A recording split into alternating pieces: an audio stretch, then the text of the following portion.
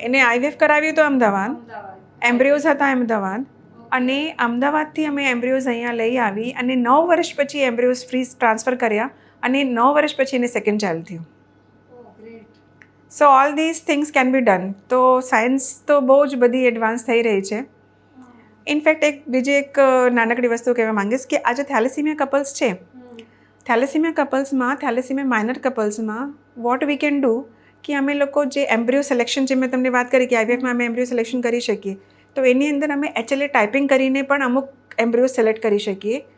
અને એ HLA typing basically genetic testing જેવું હોય છે કે એનાથી જે બાળક બને એ બાળકના સ્ટેમ સેલ્સ, ધારો કે એ કપલને કોઈ થેલેસીમિયા મેજર ચાઇલ્ડ છે તો એની ટ્રીટમેન્ટમાં પણ યુઝ કરી શકીએ. Hello everyone and welcome to second episode of સિદ્ધિ વિથ ડૉક્ટર નિધિ. સૌથી પહેલાં તો હું તમારા બધાનો બહુ જ આભાર માંગવા માંગીશ કે તમે આટલું દિલથી અમારા ફર્સ્ટ એપિસોડને પ્રેમ આપેલો. હવે જેમ આપણે ફર્સ્ટ એપિસોડમાં આપણી વાત થયેલી કે this series is for all the women, બધી જ મહિલાઓ માટે છે, એમ આજે આપણી સાથે છે એક સ્પેશિયલ વુમન.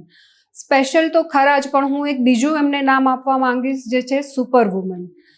યસ, આજે આપણી સાથે છે સેકન્ડ એપિસોડમાં કચ્છના તથા ભુજના વેલ નોન અને લીડિંગ ગાયનેકોલોજિસ્ટ અને IVF specialist doctor Surabhi Vegad.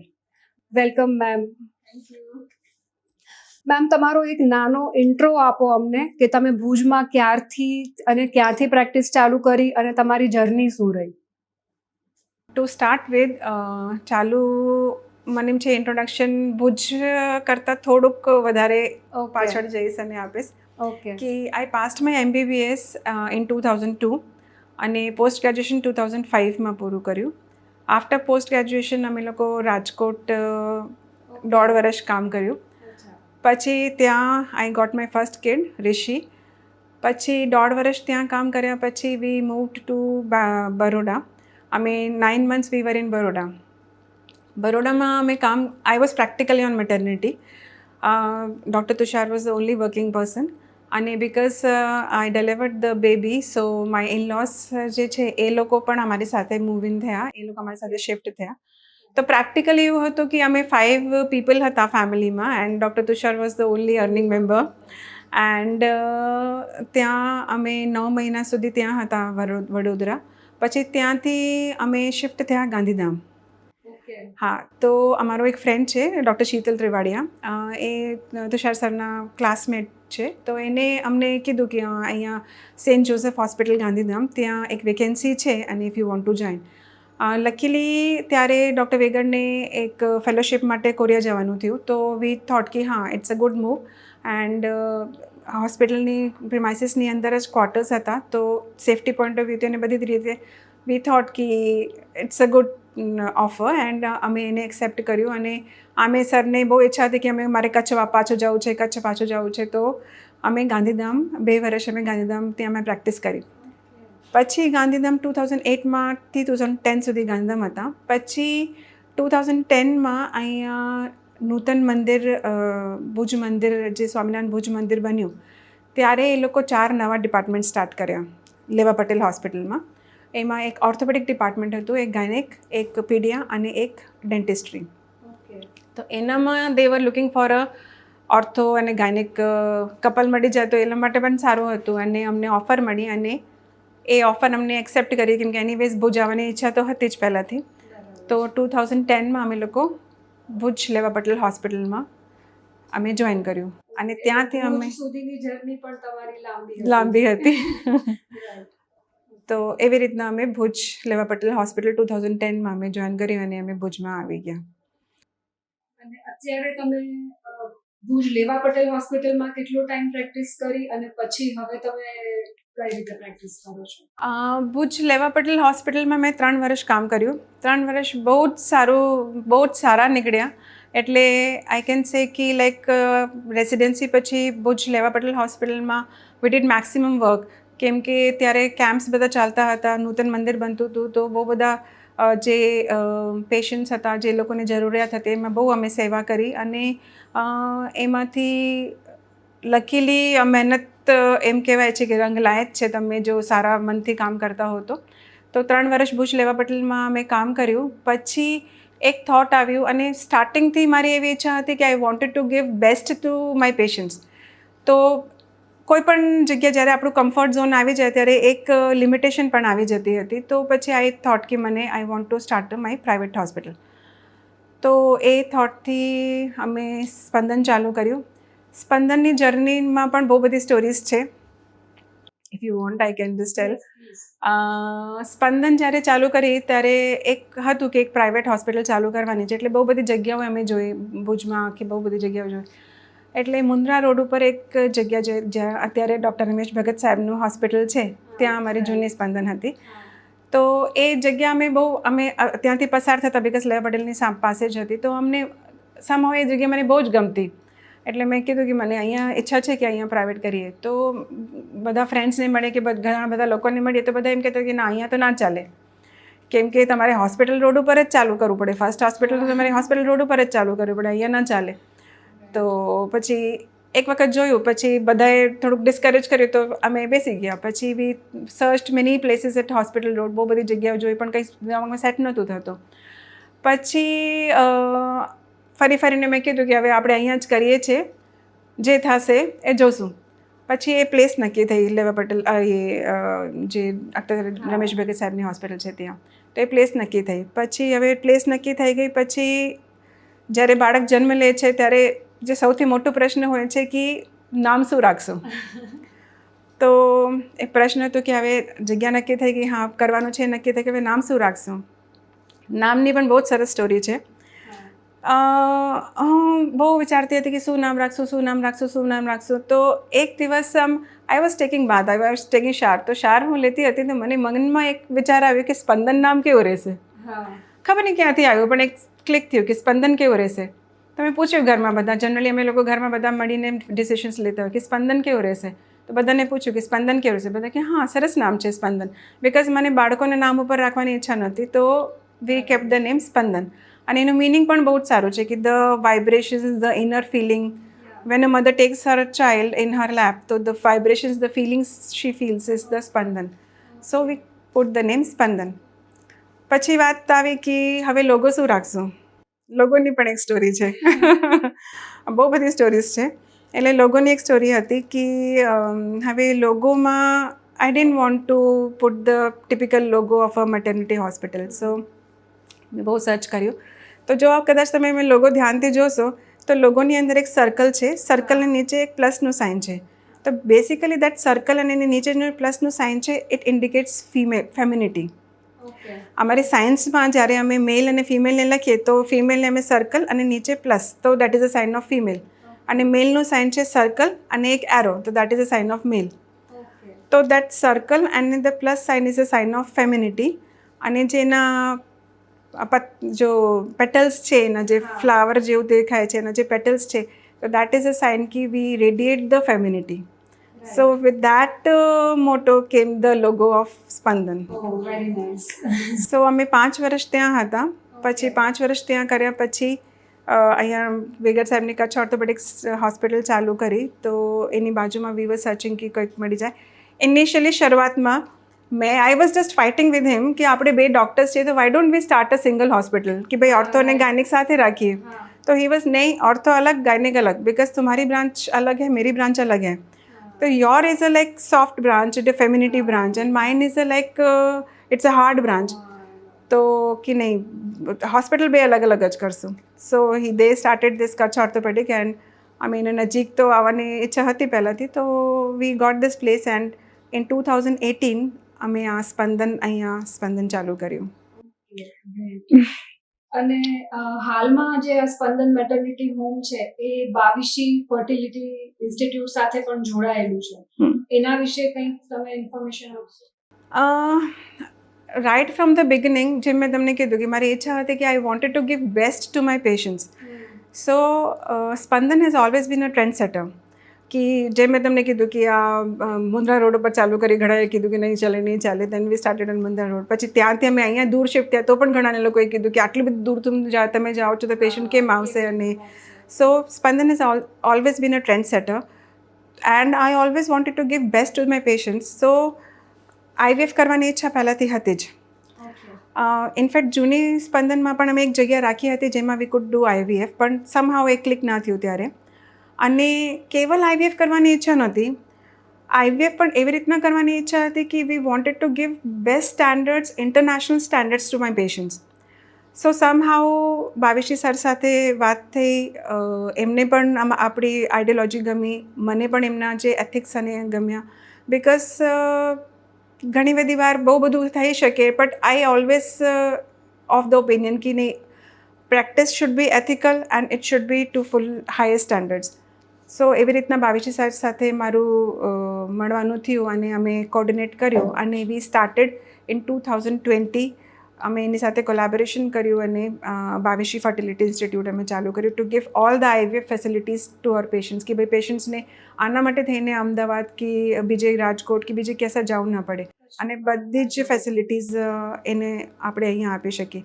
In fact એના માટે અમે લોકો 2 વર્ષ પહેલાં 3D લેપ્રોસ્કોપી સિસ્ટમ પણ વસાવી છે અહીંયા, કે જેની અંદર તમને અમે લેપ્રોસ્કોપી જ્યારે કરીએ તો you get the even minutest of the details, તમને એકદમ એક વેસલ, એક ઓર્ગન તમને એકદમ ક્લિયરલી દેખાય, તો જેથી કરીને we can provide our patients best of the operative results also.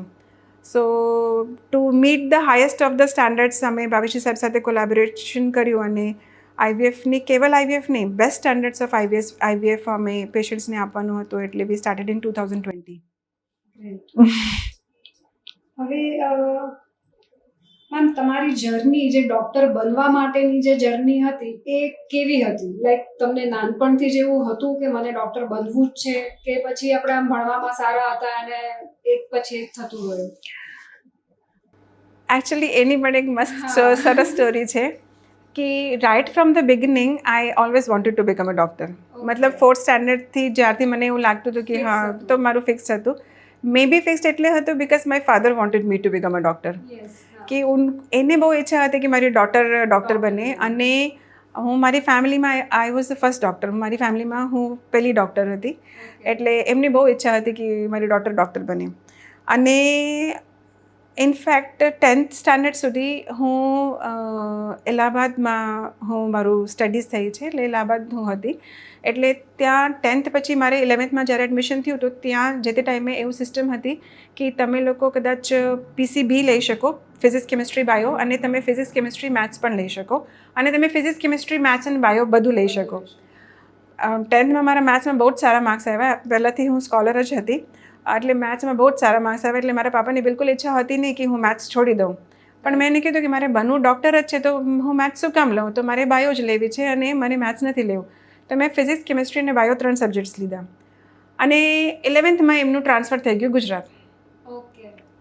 અને ગુજરાતમાં ઇટ વોઝ, અને મિડ સેશનમાં ટ્રાન્સફર થયું, એટલે સ્ટાર્ટિંગ ઓફ ધ સેશનમાં ટ્રાન્સફર ન થયું, મિડ સેશનમાં ટ્રાન્સફર થયું. અને ત્યારે અહીંયા કમ્પલસરી હતું કે તમારે ફિઝિક્સ, કેમિસ્ટ્રી, મેથ્સ અને બાયો બધું જ ભણવું પડે, અને મેરિટ બનતી હતી અને મેરિટના બેસિસ ઉપર તમને એડમિશન મળે. તો હવે મેં 6 મહિનાથી મેં મેથ્સ કર્યું જ નહોતું, પણ અહીંયા ટ્રાન્સફર થઈ તો સિસ્ટમ એવી હતી કે તમને બધા સબ્જેક્ટ્સ લેવા પડે. તો મેં મેથ્સ લીધું.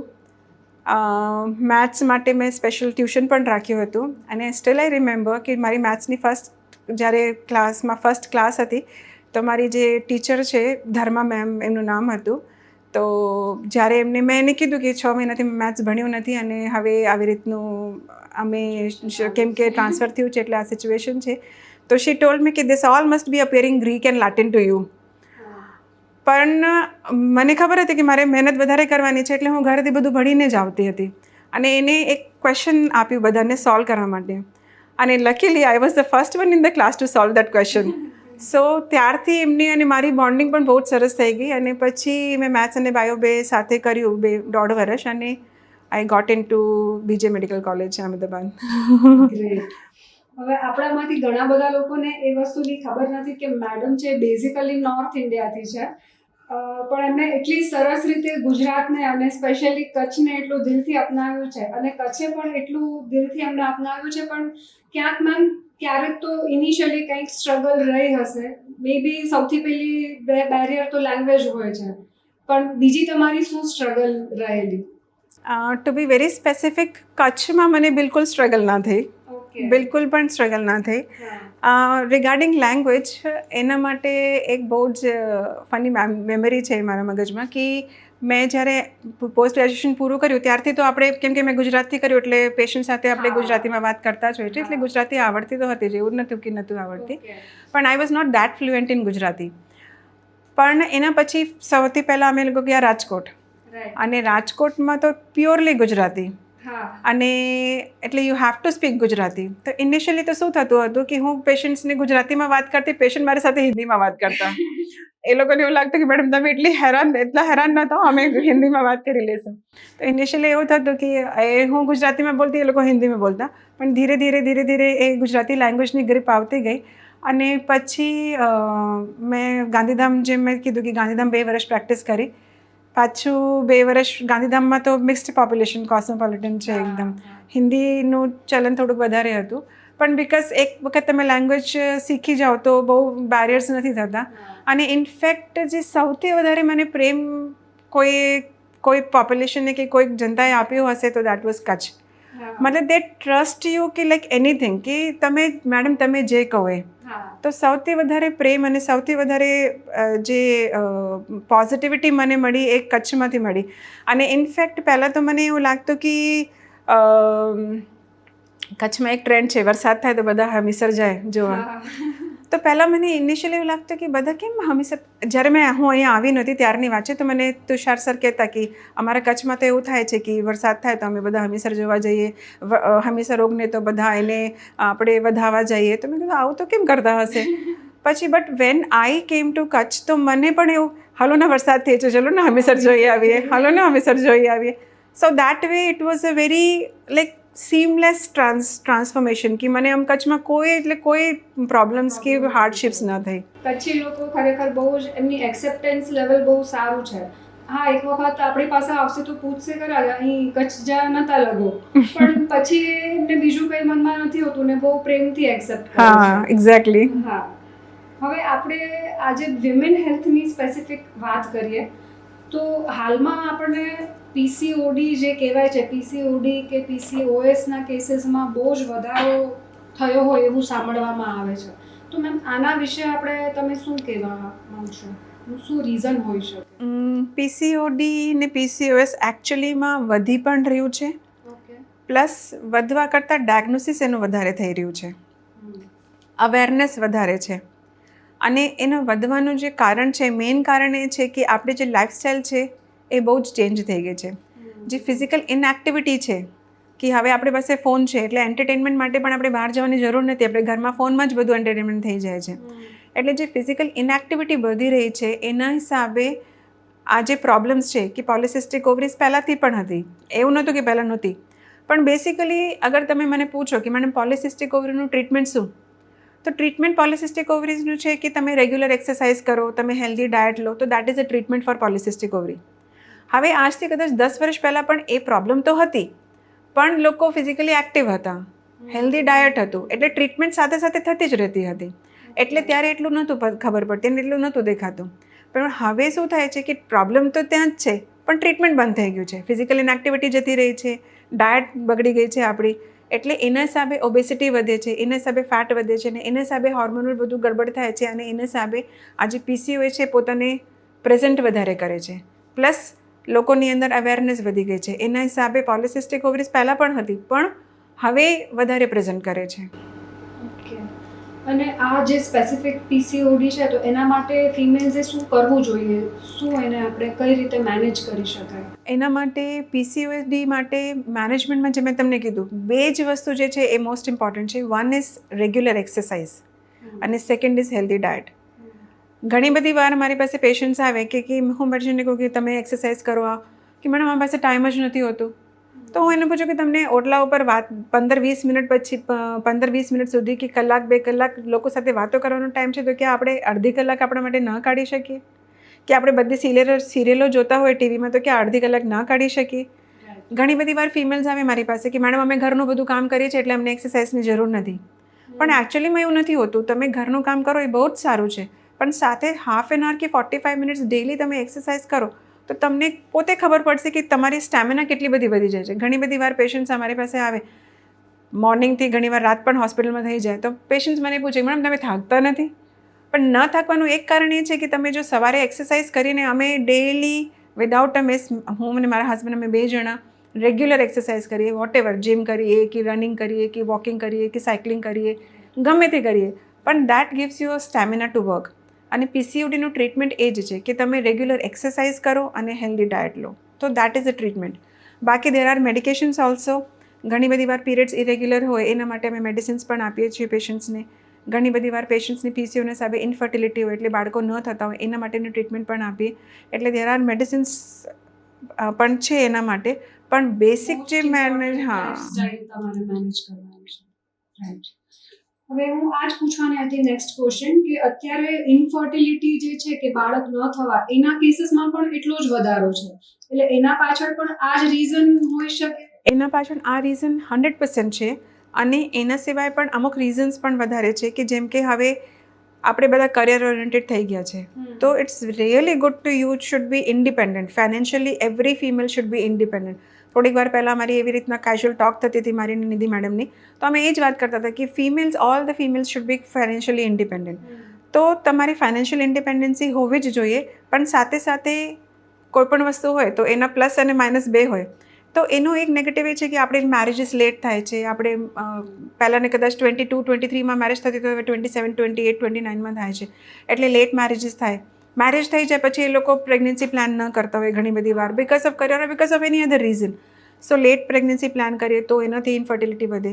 સિમિલરલી પીસીઓડી છે, પીસીઓએસ છે, વેટ ગેઇન છે, સિડેન્ટરી લાઇફસ્ટાઇલ છે, અને મોસ્ટ ઇમ્પોર્ટન્ટ ફેક્ટર કે mobile.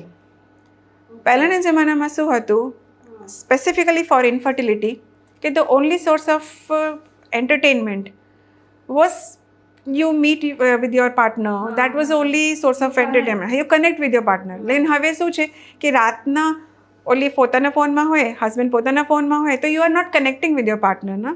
So that bonding, that physical psychological bonding is decreasing. તો એ બોન્ડ ડિક્રીઝ થાય તો that gives rise to infertility. So these are the factors જેનાથી ઇન્ફર્ટિલિટી વધી રહી છે. રાઈટ. અને ઇન્ફર્ટિલિટીના જે ઇશ્યુઝ છે એના પાછળ વધારે પડતું ફિમેલની બોડીના જ ઇશ્યુઝ હોય કે મેલ બોડીના ઇશ્યુઝ બી એટલા જ હોય છે? Actually it's a really good question, કેમ કે ઘણી બધી વાર અમે એમ પણ જોયું છે કે પેશન્ટ્સ ટ્રીટમેન્ટ લેતા હોય છે, કેવલ ફિમેલના ઇન્વેસ્ટિગેશન્સ હોય છે, મેલના ઇન્વેસ્ટિગેશન્સ જ નથી હોતા. પણ એકચ્યુઅલીમાં it is like 50-50. Okay. For a baby you need a sperm, you need a egg. તો 50% મેલ પાર્ટ છે અને 50% ફિમેલ પાર્ટ છે. તો ઇન્ફર્ટિલિટીમાં પણ 50% મેલ ઇઝ રિસ્પોન્સિબલ અને 50% ફિમેલ ઇઝ રિસ્પોન્સિબલ. તો જેટલું ફિમેલની પ્રોબ્લેમ્સ છે એટલી જ મેલની પણ પ્રોબ્લેમ્સ છે, એટલે both of them are responsible for that.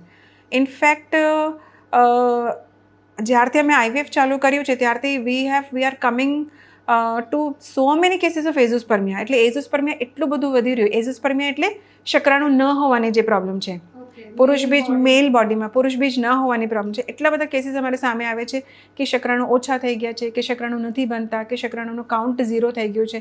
So male is equally responsible for infertility. તો બેમાં પ્રોબ્લેમ્સ છે, તો દેટ લીડ્સ ટુ ઇન્ફર્ટિલિટી. બીજું લાઇફસ્ટાઇલ પણ બંનેની ચેન્જ થઈ છે. હા, એ ઇશ્યુઝ બંનેના જ કન્સિડર કરવા પડે. હા. અને હા, હવે જે ઇન્ફર્ટિલિટીના કેસીસ તો વધી ગયા છે, પણ સાથે સાથે સમયના સાથે સાયન્સ પણ ઘણું આગળ વધી ગયું છે. એક્ઝેક્ટલી. તો એ રીતે એના માટેના હવે શું ઓપ્શન્સ છે, કઈ રીતે આપણે એ પ્રોબ્લેમને સોલ્વ કરી શકાય ઇન્ફર્ટિલિટીના? એટલે ઇન્ફર્ટિલિટી જેમ પ્રોબ્લેમ વધે છે કે every problem comes with the solution. તો જેમ પ્રોબ્લેમ વધે છે તો સોલ્યુશન્સ પણ વધે છે. તો પહેલાં તો કેવલ કદાચ આપણે મેડિસિન્સ આજથી કદાચ 10 વર્ષ પહેલાં કે 15 વર્ષ પહેલાં કેવલ મેડિસિન્સ જ આપી શકતા હતા, અને હવે આપણે આઈવીએફ સુધીની ટ્રીટમેન્ટ પણ કરી શકીએ. ઇનફેક્ટ ઘણા બધા કપલ્સ એવા હોય છે કે જે લોકોને નેચરલ કન્સેપ્શનમાં હંમેશા કન્જેનેટલ એનોમલીઝ એટલે ખોડખાપડવાળું બાળક આવે, કે રિકરન્ટ મિસકેરેજીસ થઈ જાય, કે હસબન્ડ વાઈફ બે થેલેસીમિયા માઇનર છે તો થેલેસીમિયા મેજર બચ્ચાઓ આવે, તો આ બધી જ પ્રોબ્લેમ્સ આપણે આઈવીએફથી સોલ્વ કરી શકીએ. એટલે વી કેન નેચરલ કન્સેપ્શનમાં જે એમ્બ્રિયો છે, જે બ્રૂડ છે, આપણે સિલેક્ટ નથી કરી શકતા, પણ ઇનફેક્ટ ધીસ આઈવીએફ જે પદ્ધતિ છે, આઈવીએફમાં આપણે એમ્બ્રિયોને પણ સિલેક્ટ કરી શકીએ. We can select the embryo even, કે ધારો કે કોઈ હસબન્ડ વાઈફ બેને કંઈક જેનેટિક પ્રોબ્લેમ છે, જેમ કે થેલેસીમિયા માઇનર છે બે, તો આપણે એમ્બ્રિયોને સિલેક્ટ કરીને એને અંદર મૂકી શકીએ ગર્ભાશયની અંદર, જેથી કરીને you get a normal healthy babies. કોઈ કપલ છે કે જેને વારે ઘડી મિસકેરેજીસ થાય છે, તો ઇન દેટ કેસ ઓલ્સો મિસકેરેજમાં જેનેટિક પ્રોબ્લેમ્સના ચાન્સીસ વધારે હોય, તો જેનેટિકલી આપણે એમ્બ્રિયોને સિલેક્ટ કરીને ગર્ભાશયમાં મૂકી શકીએ. પ્લસ જેમ મેં તમને કીધું, બહુ જ બ્યુટિફુલ થિંગ છે કે હવે all females we are becoming career oriented, કે કરિયર પહેલું ફર્સ્ટ મારું my career. In that case, we can freeze the ovum also. We can freeze the eggs also. હવે જ્યારે મને એવું છે કે ભાઈ મને તો 30 સુધી કે 35 સુધી મેરેજ જ નથી કરવી, પહેલાં મારે કરિયર બનાવવું છે, it's okay, you can freeze your eggs. તમે તમારા એગ્સ ફ્રીઝ કરીને રાખી શકો અને whenever you want to have a baby you can use those eggs. તમે એ એગ્સ યુઝ કરીને તમારે એ એગ્સથી તમારા પોતાના બાળકો કરી જ શકાશે. So with problems comes the solution. તો ધીઝ આર ધ ઓપ્શન. એ ઓપ્શન છે કે તમે એ બધું પણ આપણે થઈ શકે. કોઈ પેશન્ટ છે કે જેમ આપણે વાત થઈ કે એઝોસ્પર્મિયા, શુક્રાણુ એક પણ શુક્રાણુ નથી દેખાતા, તો એમાં મેલ્સમાં પણ વોટ વી કેન ડુ કે આપણે જે ટેસ્ટિસ છે, જે ગ્રંથિ છે જ્યાંથી શુક્રાણુ બનતા હોય, એ ગ્રંથિમાંથી આપણે સ્પર્મ્સ કાઢી એને ફ્રીઝ કરી અને એ સ્પર્મ્સની મદદથી આપણે આઈવીએફ સારવારથી પ્રેગ્નન્સી કરી શકીએ. એટલે એક પણ શુક્રાણુ ના હોય તો પણ એ પોતાનું બાળક પ્રોડ્યુસ કરી શકે.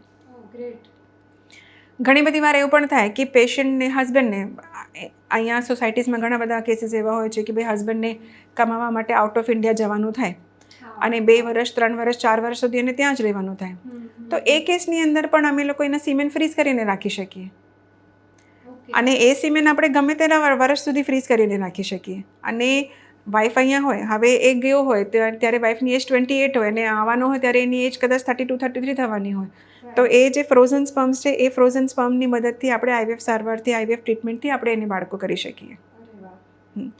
ઇનફેક્ટ એક પેશન્ટના મારો એમાં બહુ બધી સ્ટોરીઝ છે, ઇટ્સ લાઈક એન્ડલેસ. આપણું કદાચ પોડકાસ્ટ ટૂંકું પડશે, પણ એક કપલ હતું, એને એક બાળક થયું અને એને જ્યારે અમે આઈવીએફ કર્યું, એ ફર્સ્ટ આઈવીએફ એને અમદાવાદ કરાવ્યું હતું, તો ભાવેશજી સાહેબ પાસે જ કરાવ્યું હતું. તો ફર્સ્ટ જ્યારે પ્રેગ્નન્સી કરી તો એના મલ્ટિપલ એમ્બ્રિયોઝ બન્યા, તો એમ્બ્રિયોઝ પણ આપણે ફ્રીઝ કરી શકીએ. તો 2 એમ્બ્રિયો ટ્રાન્સફર કર્યા અને બાકીના 2 એમ્બ્રિયો ફ્રીઝ કરી દીધા. 9 વર્ષ પછી અમે ફ્રોઝન એમ્બ્રિયો ટ્રાન્સફર કર્યા અહીંયા ભુજમાં. એને આઈવીએફ કરાવ્યું તો અમદાવાદ, એમ્બ્રિયોઝ હતા અમદાવાદ, અને અમદાવાદથી અમે એમ્બ્રિયોઝ અહીંયા લઈ આવી અને 9 વર્ષ પછી એમ્બ્રિયોઝ ફ્રીઝ ટ્રાન્સફર કર્યા અને 9 વર્ષ પછી એને સેકન્ડ ચાઇલ્ડ થયું. સો all these things can be done. તો સાયન્સ તો બહુ જ બધી એડવાન્સ થઈ રહી છે. ઇનફેક્ટ બીજી એક નાનકડી વસ્તુ કહેવા માંગીશ કે આજે થેલેસીમિયા કપલ્સ છે, થેલેસીમિયા કપલ્સમાં, થેલેસીમિયા માઇનર કપલ્સમાં વોટ વી કેન ડુ કે અમે લોકો જે એમ્બ્રિયો સિલેક્શન, જે મેં તમને વાત કરી કે આઈવીએફમાં અમે એમ્બ્રિયો સિલેક્શન કરી શકીએ, તો એની અંદર અમે HLA ટાઈપિંગ કરીને પણ અમુક એમ્બ્રિયો સિલેક્ટ કરી શકીએ. અને એ HLA typing basically genetic testing જેવું હોય છે કે એનાથી જે બાળક બને એ બાળકના સ્ટેમ સેલ્સ, ધારો કે એ કપલને કોઈ થેલેસીમિયા મેજર ચાઇલ્ડ છે તો એની ટ્રીટમેન્ટમાં પણ યુઝ કરી શકીએ. So this also can be done. એટલે સાયન્સ ઘણી જ આગળ વધી ગઈ છે.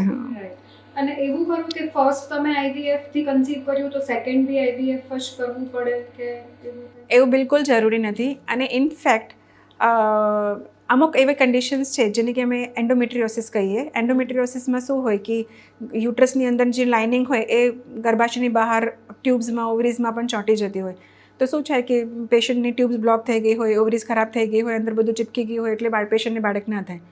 અને એની ટ્રીટમેન્ટમાં અમે શું કરીએ કે પેશન્ટને આ જે પ્રોબ્લેમ છે બેસિકલી પીરિયડ્સના હિસાબે હોય. પેશન્ટને પીરિયડ્સ આવે એટલે બધું ચોંટવા માંડે, એટલે કોઈ પણ કારણસરથી પેશન્ટને પીરિયડ બંધ થઈ જાય તો આ જે પ્રોસેસ છે કે બધું ચીપકવાનું જે પ્રોસેસ છે એ બંધ થઈ જાય. તો એન્ડોમેટ્રિયોસિસમાં ફર્સ્ટ ચાઇલ્ડ અમે કર્યું આઈવીએફથી. આઈવીએફથી બચ્ચું રહી ગયું, 9 મહિના પીરિયડ્સ બંધ થઈ ગયા, તો ડિસીઝ છે એ પણ કરેક્ટ થઈ ગઈ. તો second time patient naturally conceive કરી શકે. ઇનફેક્ટ જે તમને હું પેશન્ટનું એક્ઝામ્પલ આપતી હતી કે ફર્સ્ટ પ્રેગ્નન્સી એને આઈવીએફથી કરી, સેકન્ડ પ્રેગ્નન્સી 9 વર્ષ રહીને ફ્રોઝન ટ્રાન્સફર કર્યું, પછી પેશન્ટ થર્ડ ટાઈમ અમારી પાસે આવ્યું. Third time patient natural conception લઈને આવ્યું, પણ એને પછી નહોતું જોતું, પણ third time she conceived naturally. So it's not that કે ફર્સ્ટ આઈવીએફ. ઇનફેક્ટ ઘણા બધા પેશન્ટ આવે છે કે એ લોકોને એમ જ થાય કે અમારું તો આઈવીએફથી થયું છે એટલે હવે સેકન્ડ તો કુદરતી નહીં જ થશે, પણ એ લોકો નેચરલી કન્સીવ થઈને આવે. સો ઇટ્સ નોટ દેટ કે first IVF is all IVF. Okay, જો તો આ જે આઈવીએફ છે એ કેટલું સેફ છે અને લોકોના મગજમાં આના વિશે શું મિથ્સ કે ડર શું છે એ તમે થોડું ક્લિયર કરી આપો. આઈવીએફમાં બહુ બધા ડર હોય છે પેશન્ટ્સને, અને બહુ બધા મિથ્સ પણ છે. કે સૌથી પહેલું મિથ એ છે કે પેશન્ટ્સને એવું થાય કે એક વખત હું આઈવીએફ કરાવીશ તો મને 9 મહિના એકદમ બેડ રેસ્ટ જ કરવું પડશે. તો that is not there. In fact અમે અમારા પેશન્ટ્સને એમ જ કહીએ કે તમે જેટલું બધું ફિઝિકલી એક્ટિવ હશો એટલા જ તમારા રિઝલ્ટ્સના પણ ચાન્સીસ સારા રહેશે, અને એટલું જ તમારી પ્રેગ્નન્સી પણ અનકોમ્પ્લિકેટેડ રહેશે. અને જેટલું તમે રેસ્ટ કરશો એટલું જ તમારી પ્રેગ્નન્સી કોમ્પ્લિકેટેડ થશે, અને એટલું જ બધું રિઝલ્ટ્સમાં પણ પ્રોબ્લેમ થશે. એટલે બધા જ કેસીસમાં બધા કેસીસમાં બેડ રેસ્ટની બિલકુલ જરૂર નથી હોતી. અમુક રેરલી એવા કેસીસ હોય કે જે નેચરલ પ્રેગ્નન્સીમાં પણ હોઈ શકે, કે ભાઈ પેશન્ટની પ્રેગ્નન્સી છે એને બ્લીડિંગ થઈ, કે પેશન્ટને પ્લસ મેલીનો ભાગ નીચે છે, કે પેશન્ટને કોઈ પણ કારણસરથી મુખ ખુલી ગયું હોય, તો એ નેચરલ પ્રેગ્નન્સીમાં પણ થઈ શકે. તો એમાં અમે પેશન્ટને બેડ રેસ્ટ આપીએ. ઇટ્સ નોટ દેટ કે આઈવીએફ કર્યું છે એટલે તમને બેડ રેસ્ટ કરવાનું છે. સેકન્ડ મિથ જે છે એ છે કે પેશન્ટ્સને એવું લાગે કે it is an unnatural procedure, કે આ નેચરલ નથી. પણ basically it is absolutely natural. કે સ્ત્રી બીજ તમારું છે, પુરુષ બીજ, વોટ ઇઝ અ પ્રેગ્નન્સી? એમાં નેચરલ પ્રેગ્નન્સીમાં શું થાય કે ભાઈ એક સ્ત્રી બીજ હોય, પુરુષ બીજ હોય, બે ભેગા થાય, ફર્ટિલાઇઝ થાય અને પ્રેગ્નન્સી બને. આમાં અમે આમ જ કરીએ છીએ. એક સ્ત્રી બીજ લઈએ, તમારું સ્ત્રી બીજ લઈએ, તમારા હસબન્ડનું સ્પર્મ લઈએ, એ બેને અમે ફર્ટિલાઇઝેશન અંદરની જગ્યાએ બહાર કરીએ, અને બહાર એન્વાયરમેન્ટમાં ફર્ટિલાઇઝ કરીને તમારા ગર્ભાશયની અંદર મૂકી દઈએ. તો it is absolutely a normal natural procedure. In fact what I would suggest કે ભાઈ હવે અત્યારે આપણે બેઠા છીએ, એસી ચાલુ છે, વી આર કમ્ફર્ટેબલ, તો વી કેન ટોક કમ્ફર્ટેબલી. હવે અત્યારે હું એસી બંધ કરી દઉં, તમને ગરમી થશે, મને ગરમી થશે, મને એવું થશે હવે ક્યારે પૂરું થશે, ક્યારે પૂરું થશે. સો this is a comfortable environment. So we assist the procedure. We are not doing anything unnatural. We just assist you કે ભાઈ હા આ નથી થતું, કદાચ તમે કોઈ પ્રોબ્લેમ છે, કોઈ પણ કારણસરથી નથી થતું, we just assist you. It is not at all an absolutely unnatural procedure. It is a natural thing. We are just assisting it. Second એ છે કે અમુક વખતે પેશન્ટ્સને એવું લાગે કે આ બહુ પેઇનફુલ પ્રોસિજર છે, એમાં બહુ દુખાવો થશે. In fact it is not at all painful. તમને અમુક ઇન્જેક્શન્સ ડેલી લેવા પડતા હોય છે, અને હવે તો એવા પ્રીફિલ્ડ સિરિન્જીસ અને એવા ઇન્જેક્શન્સ આવે છે કે ઇન્સ્યુલિનના injection patient life long daily લે છે. તો do you think it is a painful thing? Patient દરરોજ લે છે, પેશન્ટ પોતે જ લઈ લે છે. સિમિલરલી આ પણ અમુક જે ઇન્જેક્શન્સ અમે આપતા હોય છે પેનમાં આવે, પેશન્ટ પોતે પણ લઈ શકે. હા, તો ઇઝ એબ્સોલ્યુટલી પેનલેસ. અને એ ઇન્જેક્શન પેશન્ટને ઇન્સ્યુલિન તો લાઈફ લોંગ લેવું પડે છે. આ તો હાર્ડલી તમને 10 days કે 12 days જ લેવા પડે. પછી તમારો ovum pickup is done under anaesthesia, તો એમાં તમને કોઈ પેન ના થાય. અને જે ટ્રાન્સફર છે it is absolutely painless, absolutely painless. પેશન્ટને ખબર બેન થઈ ગયું, હા થઈ ગયું. The psychological pain is there, otherwise physically it is not at all painful. એટલે જે કંઈ ડર છે, જે કંઈ મિથ્સ છે, બધું મનમાં જ છે, હા, ઓરિજિનલી નથી. અને ઇનફેક્ટ અગર તમને એવું લાગે કે ભાઈ મને કદાચ નથી થતું અને મારાથી હું નથી કન્સીવ થઈ શકતી, તો it's better you consult a doctor. એ જે તમારા મનમાં વીક છે કે તમારા મિથ્સ છે એ તમે એની સાથે ક્લિયર કરો, and then you take the decision. અને થર્ડ એક બહુ જ ઇમ્પોર્ટન્ટ કે એક જે આઈવીએફ માટે બધાને મનમાં શું છે કે it should B the last procedure, કે હવે છેલ્લે હું આઈવીએફ કરાવીશ, કઈ સાથે નહીં થશે તો હું આઈવીએફ કરાવીશ. પણ જ્યારે એ લોકો 10 વર્ષ 12 વર્ષ એટલું બધું કાઢી દેતા હોય, કેમ કે આઈવીએફનું પણ એક ફિક્સ્ડ, એટલે એવું નથી કે બધા આઈવીએફની પ્રેગ્નન્સી રહી જ જશે. Highest chances of conception are there, પણ ઇટ ઇઝ નોટ કે 100% તમે કરો તો થઈ જાય. અને what is important is proper time, proper treatment and a proper place. જો પ્રોપર ટાઈમે તમારી ટ્રીટમેન્ટ થાય, એ જ વસ્તુ તમે 40 વર્ષની ઉંમરમાં કરો અને એ જ વસ્તુ તમે કદાચ 30 વર્ષની ઉંમરમાં કરો, તો ઓબ્વિયસલી ધ ચાન્સીસ 30 વર્ષમાં વધારે રહે. સેકન્ડ થિંગ કે કેવલ પ્રેગ્નન્સી પોઝિટિવ આવી ગઈ ઇમ્પોર્ટન્ટ નથી ના, પ્રેગ્નન્સીને 9 મંથ તમારે કન્ટિન્યુ પણ કરવું પડે. તો એના માટે you should B physically fit also.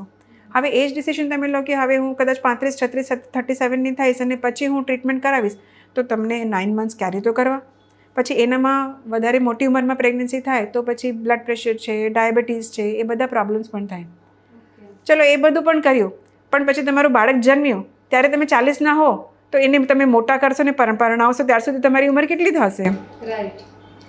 એટલે you have to consider it as soon as so હા, if it is not there, જો તમારે સ્વીકારવું જ પડે કે હા નથી થતું કોઈ પણ કારણ, whatever may be the reason, તો you accept it and you start the treatment earlier so you get a better result. અને યુ હેવ તમારી પાસે સેકન્ડ પ્રેગ્નન્સી કરવાનો ઓપ્શન રહે. તમારી પાસે એ બચ્ચાને જે તમે તમારે થ્રુ આવ્યો છે એને તમે મોટા કરવા માટે પણ તમને તાકાત અને ટાઈમ તો જોઈએ ને. એટલે ઇન શોર્ટ આઈવીએફ છે કમ્પ્લીટલી સેફ છે અને એવું નથી કે તમારે કંઈ જ નથી પોસિબલ થતું ત્યારે લાસ્ટમાં એના ઉપર જવું છે એવું જરૂરી નથી. તમે એને પહેલાં પણ સિલેક્ટ કરી શકો છો. In fact maximum chances of conception are in IVF. પણ patients they are not ready to accept it કે ના આ તો છેલ્લે હું કંઈ નહીં થતા. પણ જ્યારે હું કોઈ પણ મારી પાસે આવો કે હું તમારી પાસે જાઉં કે ભાઈ મારી પાસે મને શું કરવું જોઈએ, તો ઓબ્વિયસલી તમે મને એ જ સજેસ્ટ કરશો ને કે જેમાં મેક્સિમમ ચાન્સીસ છે મારા પ્રેગ્નન્સી થવાનો. તો why we are just shutting the doors to it કે નહીં આ તો નહીં આ તો છેલ્લે કદાચ નહીં થાય તો જ. તો you should accept it so that તમને ચાન્સીસ ઓફ પ્રેગ્નન્સી તમને વધારે રહે, you get the result and psychological trauma ના થાય. કેમ કે ઘણી બધી વાર પેશન્ટ્સ કરતા રહે ટ્રાય કરતા રહે પછી ટ્રીટમેન્ટ મૂકી દે કેમ કે સાયકોલોજીકલી એટલા થાકી ગયા હોય. અને એક્ઝોસ્ટિંગ છે ને અને પ્લસ મે બી ઘણી વખત જે જૂના જે મોટા લોકો છે એમને નથી સમજાતી આ બધી વસ્તુઓ કેમ કે પહેલા આટલા ચાન્સીસ ઇનફર્ટિલિટીના નહોતા કે આઈવીએફ જે છે પહેલા નહોતું. એટલે મે બી અવેરનેસની વધારે જરૂર છે. IVF is totally safe. હા એક્ઝેક્ટલી. અધરવાઇઝ જે ઘરના મોટા લોકો હોય એ જેમ કે નહીં આપણે નેચરલી જ કરવાનું છે એ રીતે તમે ટ્રાય કરો પણ એમ કરતા કરતા તમારી એજ આગળ વધી જાય તો ડેફિનેટલી કોમ્પ્લિકેશનના ચાન્સીસ વધે છે. હા રાઈટ. હવે આપણે આ વિમેન હેલ્થની વાત ચાલી જ રહી છે તો એક સિચ્યુએશન એક ફિમેલની લાઈફમાં હોય છે મેનોપોઝ. તો મેમ મેનોપોઝ વખતે એક ફિમેલની બોડીમાં શું ચેન્જીસ આવે છે અને શું હોય છે એક્ઝેક્ટલી એમાં ત્યારે ફિમેલની ફિઝિકલ અને મેન્ટલ હેલ્થ પર કેટલો ફરક પડતો હોય છે?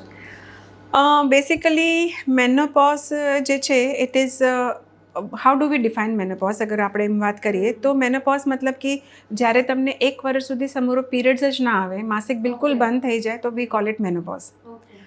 એજ ઓફ મેનોપોઝ આપણે જો જાણીએ તો ઇટ ઇઝ લાઈક 45 to 55ની વચ્ચે, એટલે 45 થી 55 વર્ષની ઉંમરની વચ્ચે આપણને મેનોપોઝનું ટાઈમ છે.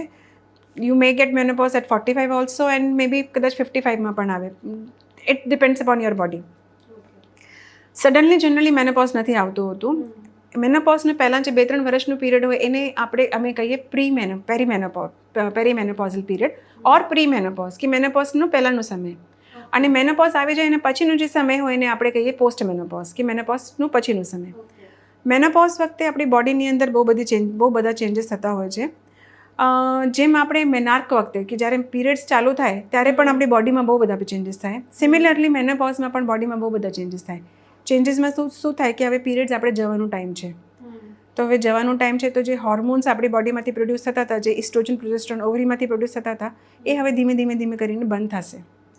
હવે એ ધીમે બંધ થાય તો એનાથી શું થાય આપણી પીરિયડ્સ ઇરેગ્યુલર થઈ જાય. આપણને ઘણીવાર હોટ ફ્લેશિસ આવે, બહુ ગરમી લાગે, આમ તમે એસીમાં પણ બેઠા હો તો પણ તમે પરસેવા થઈ જાઓ. ઘણીવાર એકદમ ઠંડી લાગે, તમને એકદમ ચિલિંગ ફીલ થાય. ઘણીવાર તમને ઇરિટેબલ લાગે, મજા ના આવે, મૂડ ચેન્જીસ થાય, મૂડ સ્વિંગ્સ થાય, તમને હાડકાં તમારા થોડા વીક થવા માંડે, તમને બોન પેઇન્સ થાય, હાડકામાં પેઇન થાય, બધી જગ્યાએ દુખાવો થાય, ચીડચીડ સ્વભાવ થઈ જાય, એ બધા ચેન્જીસ થઈ શકે. પણ આ બધા ચેન્જીસને પણ ટેકલ કરવું ઇઝ વેરી ઇમ્પોર્ટન્ટ. પ્લસ શું થતું હોય છે કે આ જે તમારી એજ છે 45 to 50ની 50-55ની એજ છે કે જનરલી જો બાય બધી આપણે નોર્મ્સમાં જઈએ તો એ ટાઈમ એવું પણ હોય છે કે તમારું છોકરો કદાચ મોટો થઈ ગયો હોય અને પરણીને આવતો હોય, એટલે તમારે ઘરમાં એક નવું મેમ્બર આવતું હોય છે તમારી વહુ તરીકે, અને એના માટે એક નવું એટમોસ્ફિયર હોય. તમારા માટે તમારી બોડીમાં અમુક ચેન્જીસ થતા હોય છે. જો કે હવે થોડાક લેટ મેરેજીસ થાય છે તો કદાચ આ સિચ્યુએશનમાં કદાચ વહુ હોય કે ન પણ હોય, પણ અમુક જે બોડીમાં ચેન્જીસ થતા હોય એટલે સાયકોલોજીકલ તમને મૂડ સ્વિંગ્સ થતા હોય અને ઓલી નવી આવી હોય ઘરે તો એને એવું થતું હોય કે મારી સાસુમાં શું કામ આમ બિહેવ કરે છે.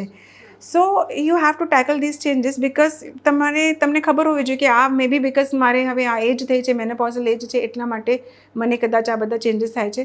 મોસ્ટ ઇમ્પોર્ટન્ટ થિંગ ઇઝ એમાં ફરીને એક વસ્તુ તો આવશે જ દર વખતે કે યુ ડુ રેગ્યુલર એક્સરસાઇઝ. એક્સરસાઇઝમાં પણ it is most important that you do strength training. Strength training means what કે લાઈક વેઇટ લિફ્ટિંગ છે, રનિંગ છે, the swimming is not a weight bearing, મતલબ વેટ બેરિંગ એક્સરસાઇઝીસ આપણે જે કરીએ તો એમાં સ્ટ્રેન્થ ટ્રેનિંગ આવે કે તમે વેટ્સ લિફ્ટ કરો છો, ડમ્બલ્સ કરો છો, કે તમે રનિંગ કરો છો, કે તમારા પગ ઉપર ઇમ્પેક્ટ આવે છે. તો વોટ ડઝ દેટ ડુ? એનાથી શું થાય કે તમારે જે બોડીનું જે બોન કેલ્શિયમ છે એ ઇન્ક્રીઝ થાય. કદાચ તમે મારી પાસે આવશો તો હું તમને કદાચ કેલ્શિયમ સપ્લિમેન્ટ્સ આપી શકીશ, પણ એ કેલ્શિયમ સપ્લિમેન્ટ્સ જ્યાં જશે ક્યારે? તમારે પેટ સુધી. પણ પેટ સુધી તમારે બોન્સ સુધી જો પહોંચાડવું હોય તો you have to do this weight bearing exercises, જેમાં સ્ટ્રેન્થ ટ્રેનિંગ આવે, રનિંગ આવે, વોકિંગ આવે, બ્રિસ્ક વોકિંગ આવે. These are the strength training weight bearing exercises. સ્ટ્રેન્થનું પણ એવું છે કે મેં તમને કીધું કે હું અને મારા હસબન્ડ પહેલાંથી જ ફિટનેસ માટે બહુ વી આર ઇન્ટુ ઇટ.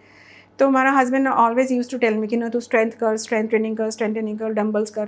તો ઇનિશિયલી આઈ વોઝ રિલેક્ટન્ટ કે ના મને તો આવું થઈ જશે, હર્નિયા થઈ જશે, પ્રોલેપ્સ થઈ જશે, આ થશે, ઓ થશે. પણ when it's like one of my friends suggested me, तो हस्बैंड ने ये भी बोला, टॉन्ट भी दिया कि मैं बोलता हूँ तो नहीं समझ आता, लेकिन कोई और बोल रहा है तो समझ में आ रहा है, वॉट एवर. तो when I started doing it तो आई रियलाइज कि એનાથી તમારી બોન હેલ્થ ઇમ્પ્રૂવ થાય, યુ ફીલ ટોન્ડ અપ, તમારી બોડી ટોન્ડ અપ તમને ફીલ થાય, and you feel the strength inside you. So it is important કે ફોર ફિઝિકલ, એમાં બે વસ્તુ આપણે કરવાની છે, એક ફિઝિકલ, એક psychological. For physical you do all the exercises, you do take healthy diet, tech lots of calcium. Calcium ક્યાંમાંથી મળશે આપણને? મિલ્ક છે, મિલ્ક પ્રોડક્ટ્સ છે, બનાના છે, રાગી છે. હવે તો આટલા બધા ન્યુટ્રિશનિસ્ટ છે, એ બધા તમને બધું અલગ અલગ રેસિપીઝ પણ આપશે કે ભાઈ આનામાં તમે આ બનાવી શકો, આનામાંથી આ બનાવી શકો. અને ઓન યુટ્યુબ ચેનલ્સ પણ છે જેનામાં you can use mobile in a better way, તો તમે એને સારી રીતે યુઝ કરી શકો. તો એ બધા તમે ચેન્જીસ કરી શકો ડાયટમાં. પ્લસ સાયકોલોજીકલ ચેન્જીસ માટે it is really important you have a group. You have a group means કે you should have somebody to talk to. તો એના માટે ઇટ ઇઝ ઇમ્પોર્ટન્ટ. હમણાં અમે આ પોડકાસ્ટ પહેલાં જ વાત કરતા હતા કે આપણે ઘરમાં એટલા બધા એન્ગ્રોસ્ડ થઈ જઈએ છીએ કે આપણે બાળકો પાછળ, કે આપણે કરિયર મૂકી દઈએ કે ને બાળકોને સાંભળવાનું છે, ફેમિલીને સંભાળવાનું છે. જ્યારે આપણે પ્લેનમાં જઈએ તો આપણને જ્યારે બેસીએ પ્લેનમાં તો ઇન્સ્ટ્રક્શનમાં શું કે એ લોકો कि दूसरों की सहायता करने से पहले अपनी सहायता करें, जब मास्क नीचे आए तो पहले अपने फेस पे लगाएं, उसके बाद में आप दूसरों को लगाएं. मतलब कि अगर आप फिट हो, अगर आप हेल्दी हो तो your family would be healthy, तो आप दूसरों की सहायता कर सकते हो. सो माई पॉइंट इज़ कि when you have your group, you take care of your kids, એમાં કંઈ પ્રશ્ન જ નથી. You take care of your in laws, you take care of your husband, પણ most important you take care of yourself. If you are healthy, if you are psychologically and physically healthy, તો you can take care of them better. તો તમારું જે group છે એ છૂટવું ના જોઈએ. કેમ કે મેં ઘણા બધા લોકો એવા જોયા છે કે બચ્ચાઓને 12th સુધી તમે એની પાછળ જ છો, પછી 12th પછી એ જતા રહે, પછી you have the emptiness in yourself કે હવે હું શું કરું, મારી પાસે કંઈ નથી. So in this age of menopause, most important you be physically active and psychologically you should have some groups you can talk to, you can do yoga, meditation. એ બધું તમારે કરવું જોઈએ જેથી કરીને આ જે મૂડ સ્વિંગ્સ અને મૂડ ચેન્જીસ છે કે ઘરના આપણે બધાને હેરાન કરીએ છીએ કે ભાઈ એના પર ગુસ્સો કાઢીએ, એ બધું થોડુંક ઓછું થાય. That is important. હવે બેઝિકલી આપણે આ બધી જે વાત કરી એના પરથી બહુ ક્લિયર થાય છે કે એક ફિમેલની બોડીમાં હોર્મોનલ ચેન્જીસ બહુ જ મોટો રોલ પ્લે કરે છે. એટલે લાઈક એવરી મંથ, દર મહિને એના હોર્મોન્સ ચેન્જ થાય છે. અને પ્લસ જ્યારે આવી મોટી સિચ્યુએશન આવે, પ્રેગ્નન્સી છે, ડિલિવરી છે, ઇવન મિસકેરેજ છે અને લાસ્ટમાં મેનોપોઝ, ત્યારે ક્રિટિકલ ચેન્જીસ આવતા હોય. અને આઈ ફીલ કે આ જે ચેન્જીસ, જે આ સ્ટ્રગલમાંથી એક ફિમેલ પાસ થાય છે એને બહુ સારી રીતે એક બીજી ફિમેલ જ સમજી શકે. એક્ઝેક્ટલી. એટલે જે તમે આ વાત કરી ને કે એક જેને મેનોપોઝ આવવાનો હશે, એના ઘરમાં એક નવી વહુ આવી હશે, તો વોટ આઈ ફીલ કે જ્યારે ફિમેલ એ બીજી ફિમેલને સમજતી થઈ જશે ને ત્યારે બધું વધારે બેલેન્સ થઈ શકશે. કે એક વહુ છે સાસુને સમજે, સાસુ એની વહુને સમજે, એક મધર ડોટર કે ફ્રેન્ડ છે, બેન છે, ભાભી, નણંદ, વોટ એવર. પણ જ્યારે એક ફિમેલ બીજી ફિમેલને સમજતી થઈ જશે તો આઈ થિંક કે સપોર્ટ પણ બહુ સારી રીતે કરી શકશે એકબીજાને. અને બીજી વસ્તુ એ કે આપણે આ જ awareness, we have to start talking about this more. Exactly. આ જે ફિમેલ બોડીઝમાં ચેન્જીસ આવે છે તો હવેના જે મેન છે એ લોકો પણ એ વસ્તુથી અવેર રહેશે તો થોડો વધારે સપોર્ટ કરી શકશે ફિમેલ્સને. એક્ઝેક્ટલી. ને એક મધરના યંગ બોયઝને પણ હવે આપણે અવેર કરી શકીએ કે ભાઈ ફિમેલ બોડીઝમાં આ ચેન્જીસના કારણે ફિઝિકલી અને મેન્ટલી ચેન્જીસ આવતા હોય. સો વોટ આઈ ફીલ કે એક ફિમેલ તો ફિમેલને સપોર્ટ કરી જ શકે, પણ આપણે મેનને પણ અવેર કરીને આ બધા સપોર્ટ વધારી શકીએ. Exactly 100%. In fact what I feel कि जब हम वेन वी જ્યારે આપણે છોકરીને મોટા કરતા હોઈએ તો આપણે એક એને કહીએ કે ભાઈ તું આ ઘરનું કામ પણ શીખી લે, તું ભાઈ આ રસોઈ પણ શીખી લે. પણ મને એવું લાગે છે કે આ છોકરીને શીખવાડવા કરતાં ઇટ ઇઝ વેરી ઇમ્પોર્ટન્ટ કે you teach your Sons also કે ભાઈ આ કામ પર તું કર, આ તું જમવાનું બનાવવાનું શીખી લે, તું કિચનનું કામ કરવાનું શીખી જા, તું કચરા પોતા શીખી જા. વી હેવ મેડ્સ, ચલો આપણી પાસે બધા મેડ્સ બધું ફેસિલિટીઝ છે, પણ ધારો કે ક્યારે જરૂર પડે કે ઓલી પણ કામેથી થાકીને આવે છે, ઓલો એ કામીને થાકીને આવ્યો છે, બે માણસ તો છે, એક ફિમેલ છે એક મેલ છે, પણ માણસ તો 2 જણા છે. When she comes to house કે એ પણ થાકેલી છે, તો ધારો કે એક છોકરો રસોઈમાં એને મદદ કરે, કેમ કે એને પહેલાંથી એ આદત હશે, તો that wood give rise to a more positive environment in the house કે રાધર દેન કે હું શું કામ કરું ને તું શું કામ ન કર કે ને. તો યુ શુડ હેવ દેટ. છોકરાઓને પણ એવી રીતના જ તમે મોટા કરો કે ના, ધીસ ઇઝ નોટ, આ કેવલ છોકરીઓનું કામ નથી, આ છોકરાઓનું પણ એટલું જ કામ છે. કેમ કે જ્યારે તમે છોકરીઓને ભણાવો છો તો છોકરાને પણ આ તો શીખવાડવું જ પડે ને.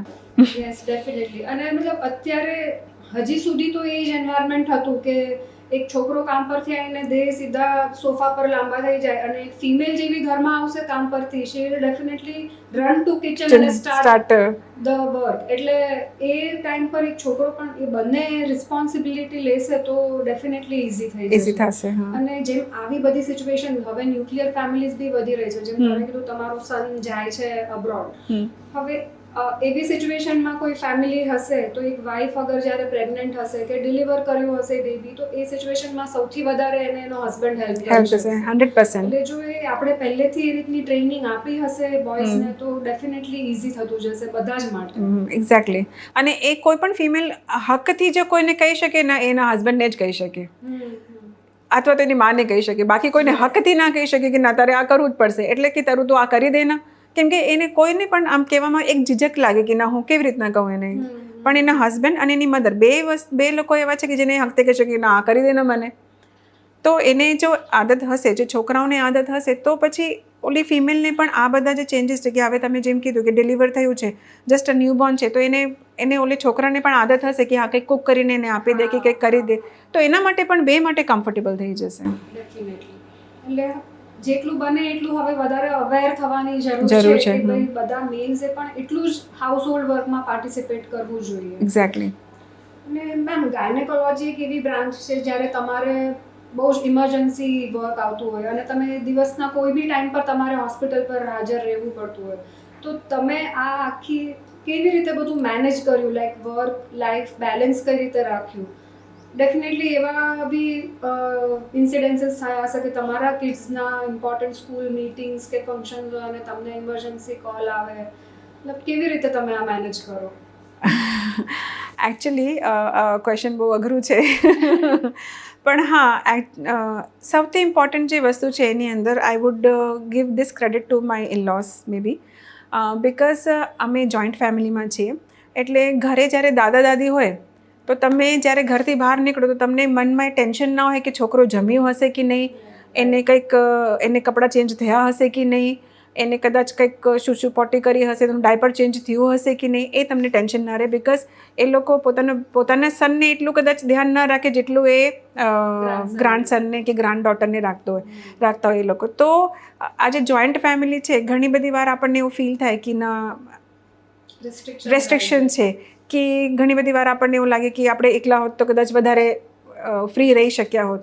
પણ એક પતંગ હોય છે ને, પતંગ જ્યારે આપણે હવામાં જાય તો એ જ્યાર સુધી દોર સાથે જોડાયેલી હોય ને ત્યાર સુધી ઉપર જાય, દોર કટ થઈ જાય ને તો એ પતંગ નીચે આવી જાય. Similarly is I think with the families, કે જ્યારે એક ડોર હોય તો એ તમને પકડીને રાખે ને તો એ ફ્લરિશ કરતું જાય, પણ જ્યારે ડોર કપાઈ જાય ને તો પછી તમે નીચે પડી જાઓ. So the credit goes to my in-laws, my husband. My husband have always been supportive. જેમ મેં તમને કીધું કે best of laparoscopy, best of IVF, આ બધામાં જે કોઈનો રોલ છે તો ઇઝ ડૉક્ટર વેગડ. મને આજ પણ યાદ છે કે લેપ્રોસ્કોપી જ્યારે સ્ટાર્ટ થયું વે બેક, તો આઈ was the first person to start with the laparoscopy. હવે તો બહુ બધા યંગસ્ટર્સ બહુ સારું કામ કરે છે, પણ એ જે તે ટાઈમે ઇટ વોઝ નોટ દેટ પ્રેવલન્ટ. તો જ્યારે હું હિસ્ટેક્ટમી કે ઓપરેશન ગર્ભાશયનું કરતી અને કદાચ મેં એને ઓપન કર્યું હોત તો મને પૂછતા કે ઓપન શું કામ કર્યું, લેપ્રોસ્કોપી તો શું કામ ન કર્યું. તો હી ઓલવેઝ પુશ્ડ મી કે you do the best work, you do the best work. So the support of the family is really important. અને બચ્ચાઓ જેમ મોટા થતા ગયા એ લોકોએ જોયું કે ભાઈ મમ્મીનું કામ એવું છે કે એને રાતમાં પણ જવું પડે છે અને દિવસમાં પણ જવું પડે છે. દે ગેટ યુઝ ટુ ઇટ. અને ઇનફેક્ટ આઈ ફીલ પ્રાઉડ કે વેન માય સન ટેલ્સ મી કે રેસ્પેક્ટ ટુ યુ મોમ, કે તમે રાતના ગયા છો અને સવારે પણ મારા માટે આટલું કામ કર્યું, તો આઈ ફીલ કે હા, જે મહેનત થઈ છે એ વર્થ છે. ઇનફેક્ટ એક વખત મારી ડોટર કવિશા સાથે આઈ વોઝ જસ્ટ ટોકિંગ, તો એને પણ એવું બહુ છે કે સવારે આ ક્લાસમાં જશે, પછી બપોર પછી આ ક્લાસ, પછી આ ક્લાસ, પછી આ ક્લાસ. તો મેં કવિશાને કીધું કે કવિશા આટલી બધી ક્લાસ શું કરે છે, તું થાકી નથી જતી? તો મને કહે કે હું તમારી દીકરી છું, હું થાકી કેમ જાઉં, તમે જેમ છો તો મારે પણ એમ તો કરવું જ પડશે ને.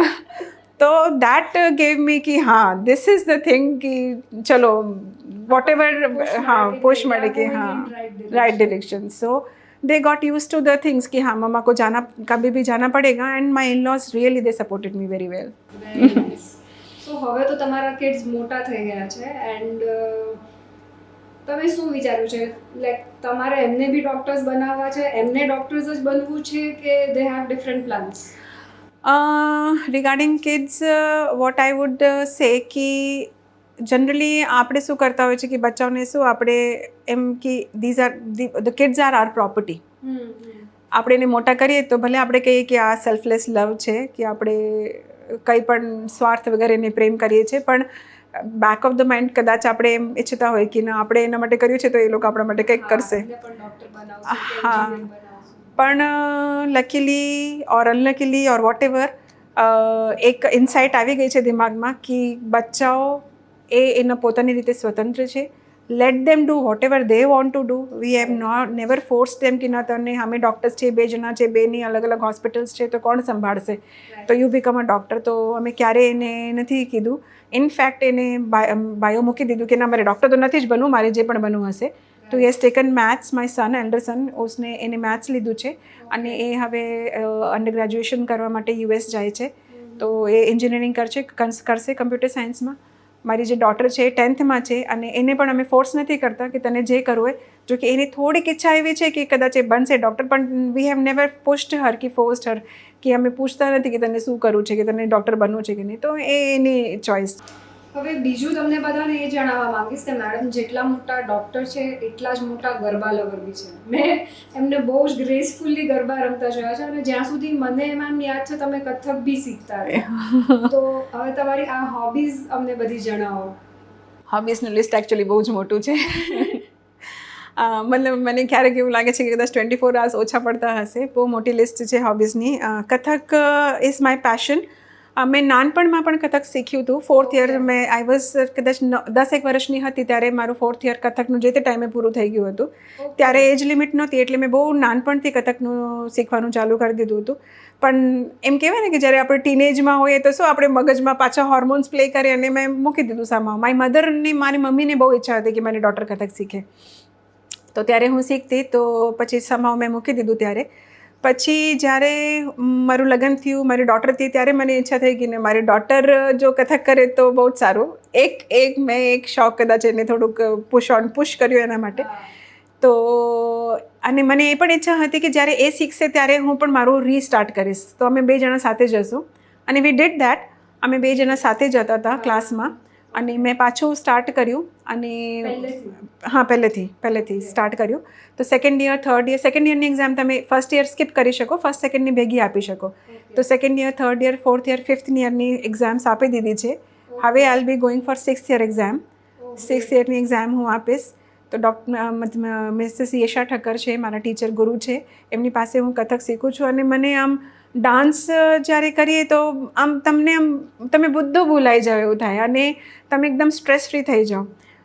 ઇનફેક્ટ જો હું તમને વાત કરું ગરબાની, તો બિકોઝ ડાન્સિંગનું પહેલાંથી બહુ શોખ છે એટલે બહુ બધી સ્ટોરીઝ છે લાઈફમાં. શું કરીએ, જ્યારે મેં તમને કીધું કે 11th we got transfer to Gujarat. જ્યારે હું નાની હતી 11th ટ્રાન્સફર થયું એટલે ગુજરાતમાં જ્યારે ગરબા થયું તો મેં 11th ફર્સ્ટ ટાઈમ ગરબા મારી ફ્રેન્ડ્સને મને શીખવાડ્યું, તો એમાં કર્યું.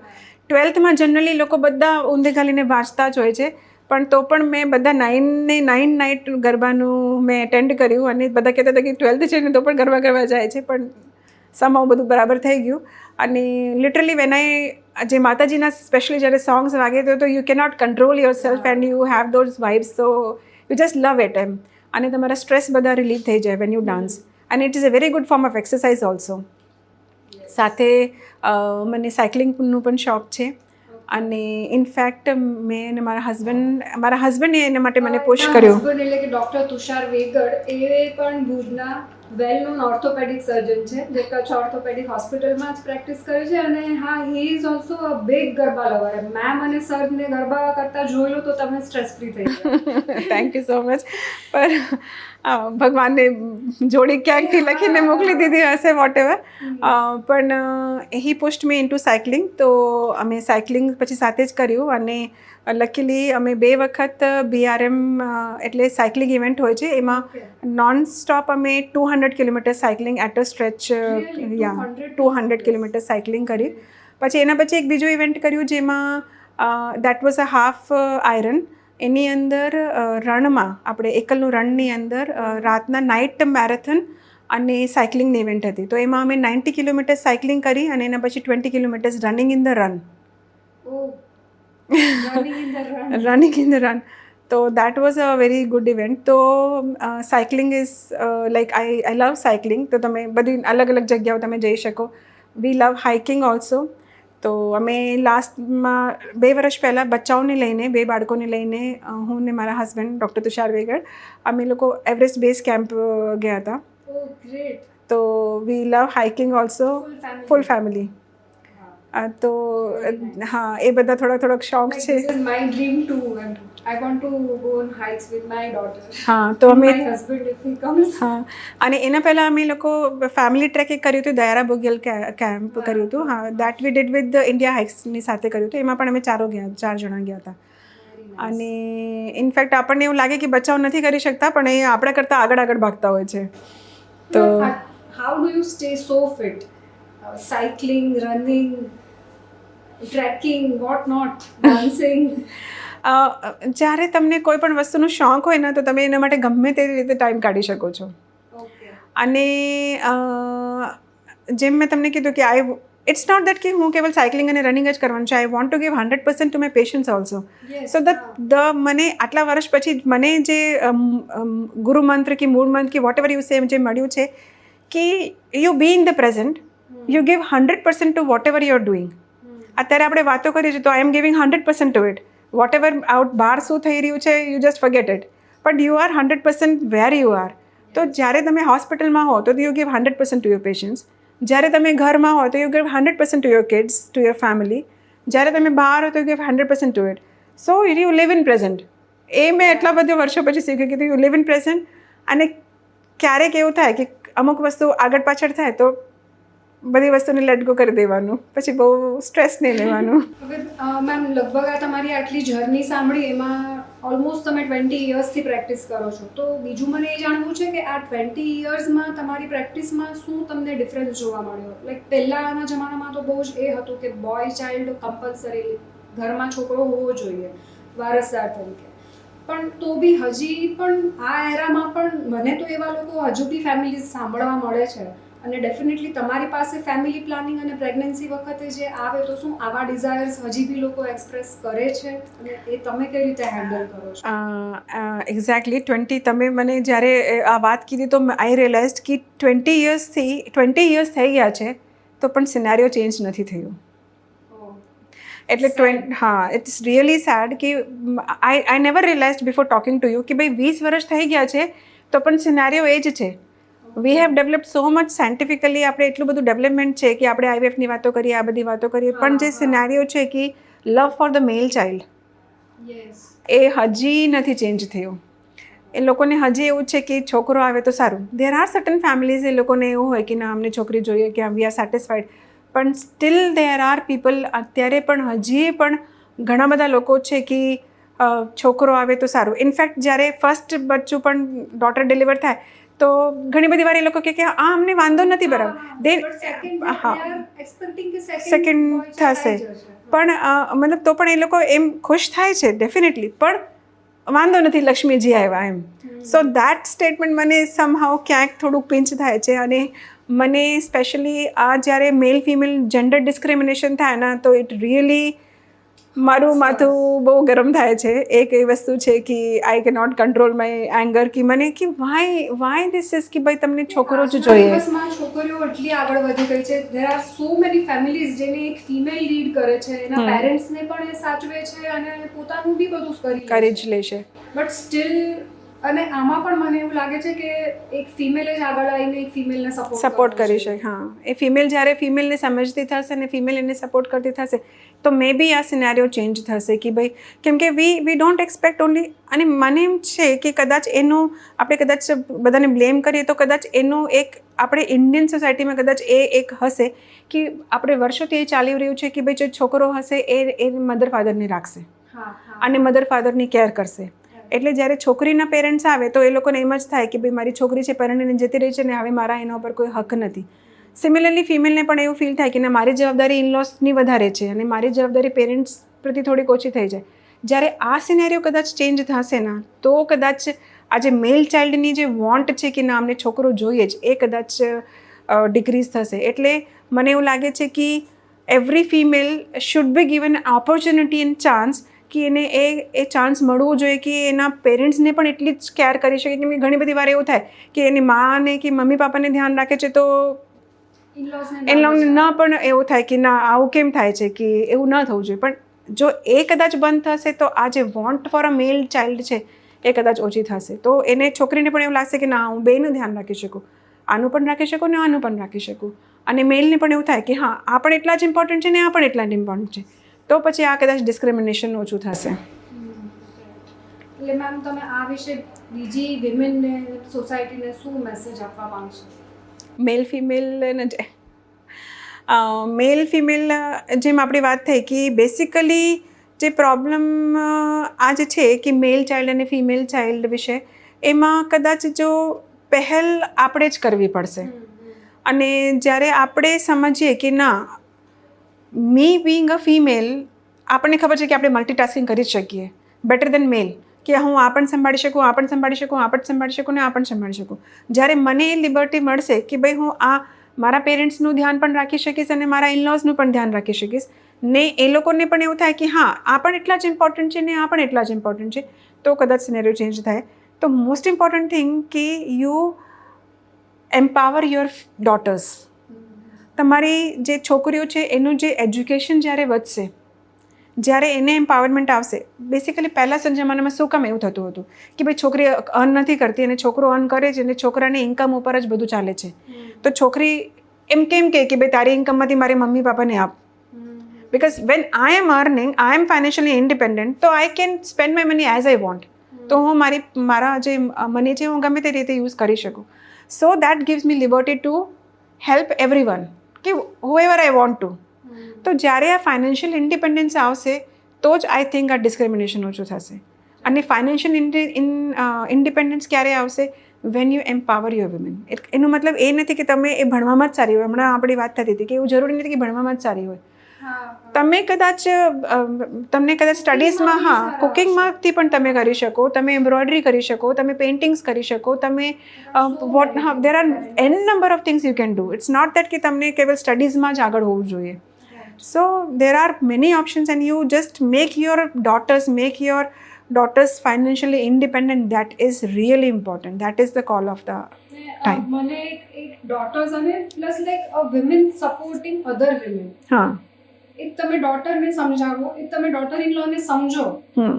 તમે જ્યારે એક ફિમેલ બીજી ફિમેલને સમજવા માંડશે ને, લાઈક મને એવું લાગે છે કે ફેમિલીમાં પણ અગર કોઈને ગર્લ ચાઇલ્ડ છે ફર્સ્ટ તો એ એક જે એની સાસુ હશે ને એને જેવું હશે કે ના એક છોકરો તો જોશે. એ પ્રેશર એક વિમન પર આવે જ છે. જ્યારે ઈ લેડી પણ એ સમજશે કે ભાઈ કોઈના હાથની વસ્તુ નથી. હા.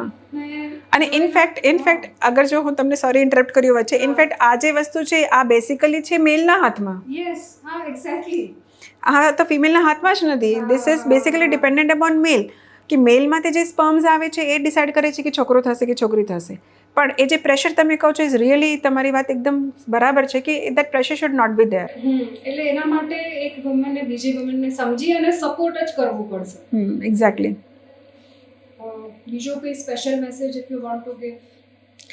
જેમ મેં કીધું વચમાં ટોકમાં કે my message to all the women everyone in the society, not only women, men, કંઈક જે પણ હશે, કે you first love your self.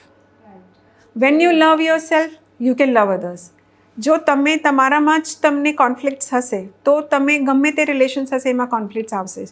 એટલે મેં ઘણી બધી મેં મેન્શન નથી કર્યું કે બહુ બધી વિપશ્યના સાધના પણ કરી છે, ટ્વિન મેડિટેશને કર્યું છે અને બહુ બધા આ બધા અટેન્ડ બહુ બધા કર્યા છે. પણ at the end of the all what I realised કે you have to be peace within yourself. જો તમે પોતાની અંદરથી પીસફુલ હશો તો you can give peace to everyone. You can be conflict free with everyone. So પોતાને જાણો, પોતાને પહેચાનો અને પોતાને ઉપર જ કામ કરો. That is the thing you can do. Great, very nice ma'am. Thank you so much doctor Surabhi ma'am. આજે તમારી પાસેથી મને તો ઘણું જ બધું જાણવા મળ્યું અને ઘણું બધું શીખવા બી મળ્યું. It was a truly inspirational episode for me especially. કેવી રીતે તમારું વર્કમાં પણ તમે 100% આપી શકો, ફેમિલીને પણ બેલેન્સ કરો, પોતાની જાતને પ્રેમ કરવું, એક્સરસાઇઝ કરવી, પોતાના હોબીઝ પર આટલું આપવું ઇમ્પોર્ટન્સ, આ બધું જ જે તમે શેર કર્યું it is truly like yes super woman એ મેં સાચું નામ આપ્યું છે. Thank you so much. Thank you doctor Nidhi. You are really a super woman and thank you so much for being here. I am sure આપણી ઓડિયન્સને પણ ઘણું જ બધું શીખવા મળ્યું હશે. Thank you. આ સાથે આપણે સેકન્ડ એપિસોડને એન્ડ કરીએ છીએ. જો તમને આ વિડીયોમાંથી કંઈ પણ મજા આવી હોય તો આ વિડીયોને લાઈક કરો. તમારા કોઈ પણ પ્રશ્ન હોય તો એને કમેન્ટ કરો અને આવા વધારે વિડીયોઝ માટે આ ચેનલને સબસ્ક્રાઈબ